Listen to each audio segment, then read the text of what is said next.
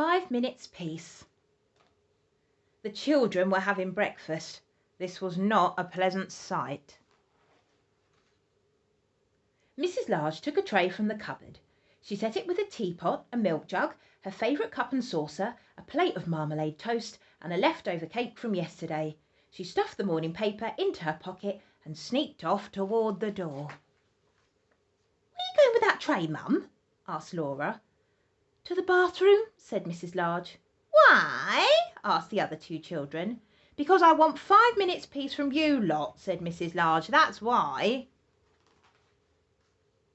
"Can we come?" asked Lester as they trailed up the stairs behind her. "No," said Mrs. Large, "you can't." "What shall we do then?" asked Laura.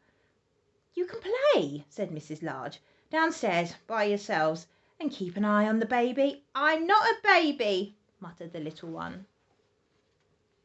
Mrs. Large ran a deep hot bath.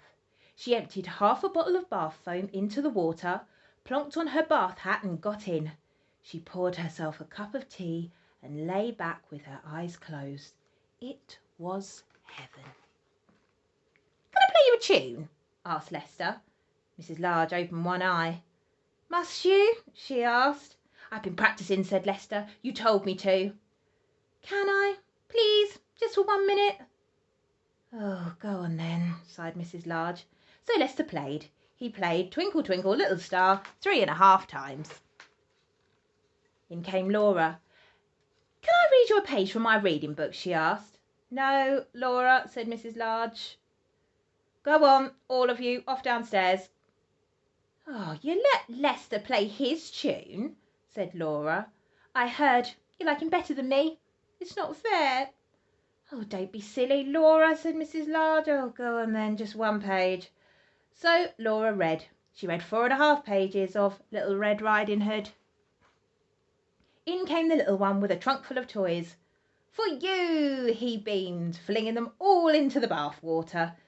"Oh, thank you, dear," said Mrs. Large weakly. "Can I see the cartoons in the paper?" asked Laura. "Can I have the cake?" asked Lester. "Can I get in with you?" asked the little one. Mrs. Large groaned. In the end, they all got in.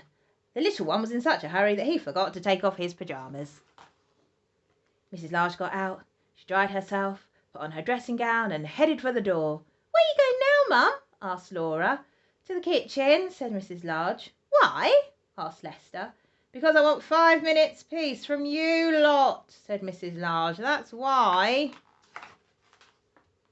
And off she went downstairs, where she had 3 minutes and 45 seconds of peace before they all came to join her.